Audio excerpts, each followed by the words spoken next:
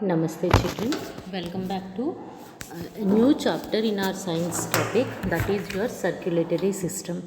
So in your earlier classes we came to know few organ systems present in our body.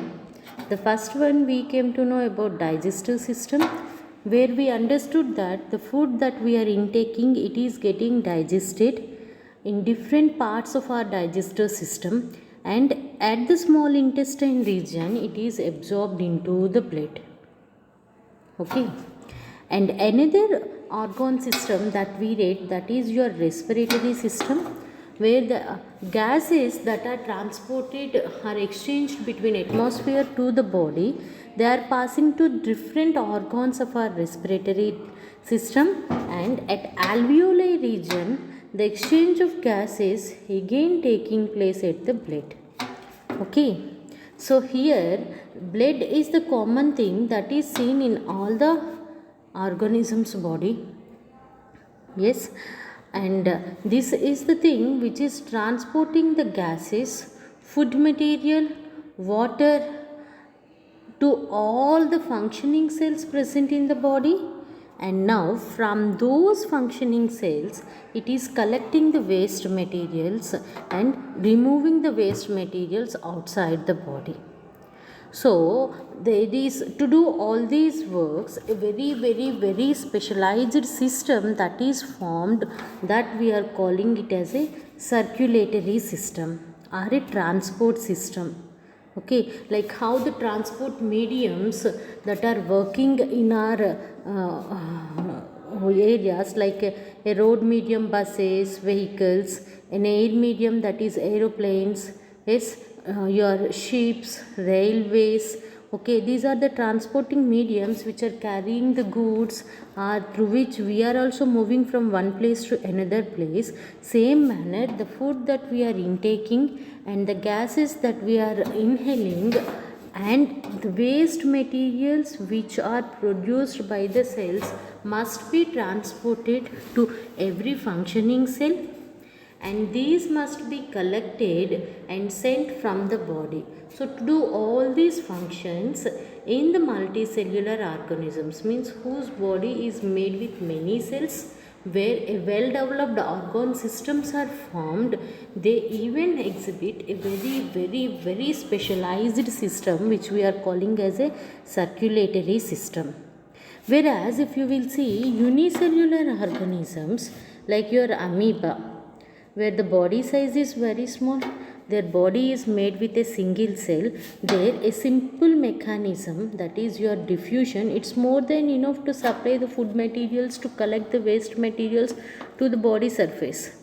But in case of multicellular developed organisms, as trillions of cells are present in their body, now each and every cell needs the food material, each and every cell needs the oxygen, and waste must be collected from the cells. So to do all these things, a very specialized system it is formed, which we are saying as a circulatory system, or we are saying it as a transport system. So we are going to learn this specialized important transport system which is present in the human being's body. At the same time, in this chapter we even going to learn about the transport materials, how the food and water that are conducted in the plant's body also. Okay, so here in case of human beings, the transport system, if you will see, it is mainly consisting three parts. One is heart, second is blood vessels, and the third one is blood. These are the main three components that are present in the transport system. So what are the three main components that we will see in the transport system? In the transport system, the main components are your heart, which is a specialized muscular organ which is contracting and relaxing, pumping the blood. Now such a blood, it is flowing within a tube-like structures which we are saying as a blood vessels, and the most important fluid connective tissue, this is your blood. So these are the main three components that are present in the transport system, which are working together, coordinating with each other, so that every functioning cell is able to get the nutrients, gases, and the waste is removed from the cells. So the three main components of our transport system are your heart, blood vessels, and the third one is your blood. So this particular three components, each and every component we are going to read in detail. So let us first talk about the blood, because blood is the tissue. We are using the word tissue because this blood, it is made with some group of cells.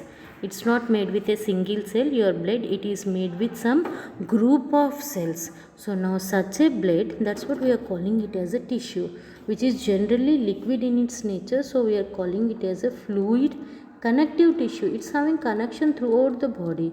So blood, we generally calling it as a fluid connective tissue. It is present everywhere in the body and connecting all the cells present in the body, and this is the main source which is transporting the substances in the body. Okay, now such a blood, if you will observe clearly, even blood is also made with some of the components. So what is the composition of the blood, and what are the components that are present in the blood, that we are going to learn in our today's class. Blood, its composition, and the functioning of each and every composition of your blood.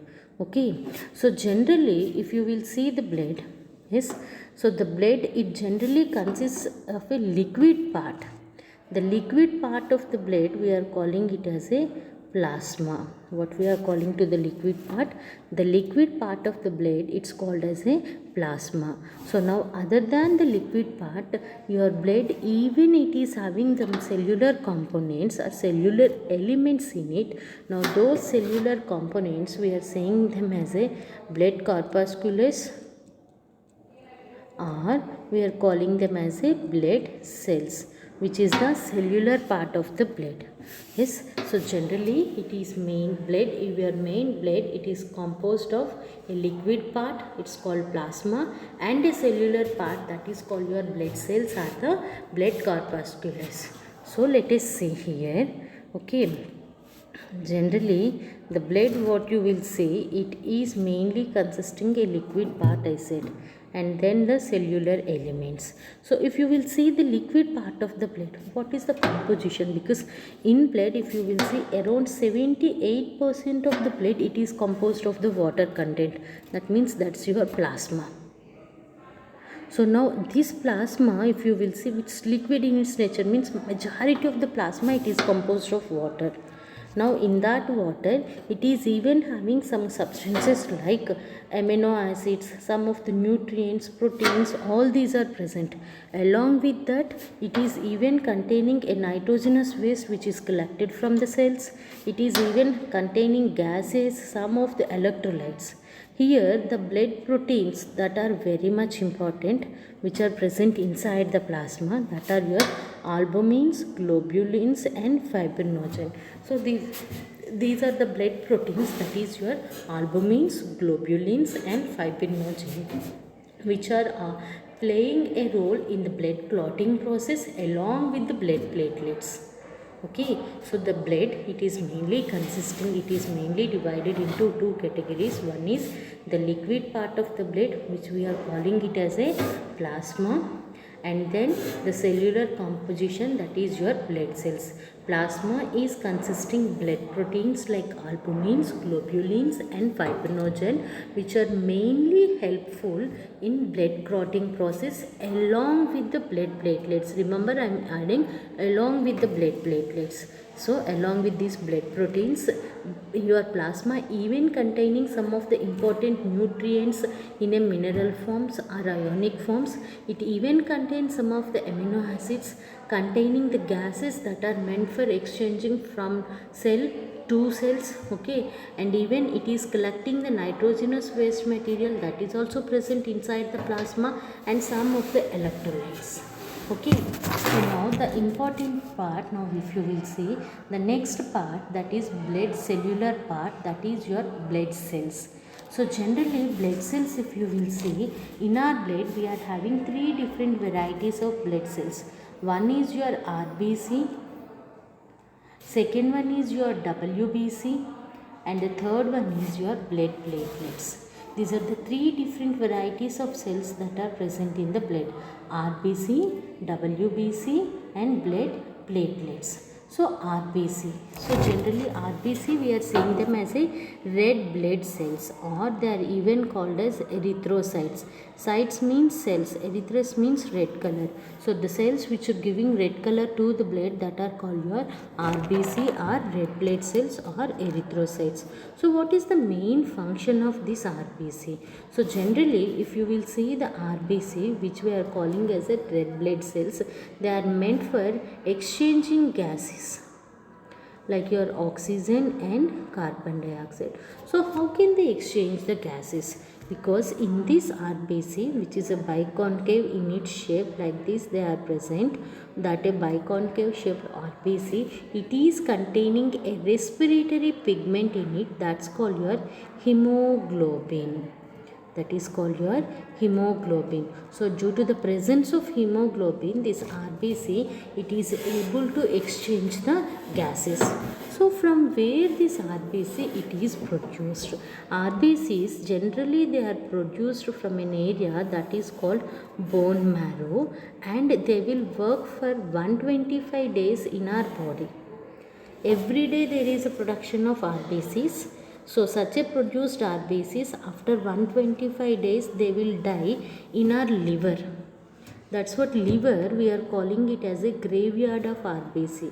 So whenever the RBCs that are dead in the liver, now the hemoglobin that is present in the RBC, it will get denatured and released in the form of bile juices. So this word bile juice you had in your digestion lesson. Okay, so from how these bile juices are formed, whenever the RBC after completing its 125 days of lifespan, now it is going to the liver, and inside the liver it will get denatured. Then the hemoglobin part, it is released in a form of bile juice. Okay, so now here I said RBCs are meant for exchanging the gases due to the presence of hemoglobin. Very good. So now this hemoglobin, it is made with a central element called iron, which is giving red color to the blood. So RBCs, we learned so many things. The first and foremost thing, that is your RBCs are produced from bone marrow. Their lifespan is 125 days. They are biconcave in their shape. Their main function is exchange of gases. Yes, at the same time you even learnt after 125 days, now these RBCs, they will die in the liver. So liver we are calling as a graveyard of RBC, where the denatured RBC's hemoglobin, it is secreted in a form of bile juices. Okay, so RBCs are one such cells that are present in the blood. So now the second variety of cells that are present in our blood, that are your leukocytes. Leukocytes means cells. Leuko means colorless. The cells which are colorless, that we are calling as a leukocytes, are WBC. What we are calling to them? We are calling them as a leukocytes or WBC. So now this WBC, further it is divided into two types. If you will observe it very clearly, your WBC, the cytoplasm that is present in the WBC, in some cells, the cytoplasm of the cells, it contains small granules. So we are saying them as a granulocytes. If the granules are present in the cytoplasm of the WBC, then you are saying them as a granulocytes. The second variety, that is called agranulocytes. A means absent. So what are absent here?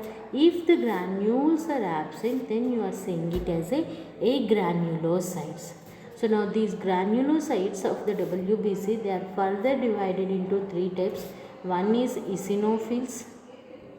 Second one is basophils.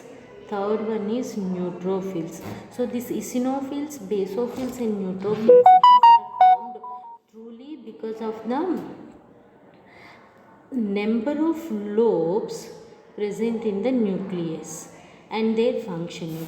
Granulocytes are further divided into two types. One is lymphocytes and the second one is monocytes. Okay, so WBC, it is the cell which stays around some 15 to 16 days in our body. Yes, so these WBC are further divided into two categories based on the granules. If granules are present in the cytoplasm, we said it as a granulocytes. If the granules are absent, then we are saying it as a agranulocytes. So the granulocytes are further divided into three categories based on the presence of number of lobes present in the nucleus, that is your neutrophils, basophils and eosinophils. And now when it comes to agranulocytes, where the granules are totally absent in the WBC, those are of again based on the size of the nucleus, they are categorized into lymphocytes and monocytes. Altogether these leukocytes, that is your WBC, white blood cells, they are mainly important in fighting with the diseases and improving with our immunity power. These are the first line of defense. Whenever a pathogen it is entering into the body, these WBC, they will try to fight with the pathogen and they will try to kill the pathogens. That's what they are directly or indirectly helping in increasing the immunity power in our body. Now the third category of cells in the blood, that are your platelets or thrombocytes. So platelets are those cells which are meant for, these are enucleated, they don't have any nucleus in their cells, and platelets are the cells which are meant for helping the blood clotting process. So whenever you have an injury, you know that from the injured area bleeding will start. So blood platelets are those cells which are always helpful in blood clotting process and stops the blood flow. So now these blood platelets, along with some of the blood proteins and other 12 different blood clotting factors, they are helpful in the blood clotting process. Okay children, in our today's class we came to know the need of circulatory system in multicellular organisms and the different components of the circulatory system. In that, today we completed the blood, composition of blood and each and every blood cells functioning. Okay children, in our next class we are going to learn about blood vessels, what are the different types of blood vessels that are present and what type of blood they are carrying. Okay, open your textbook and start reading the chapter transport system children. Thank you so much.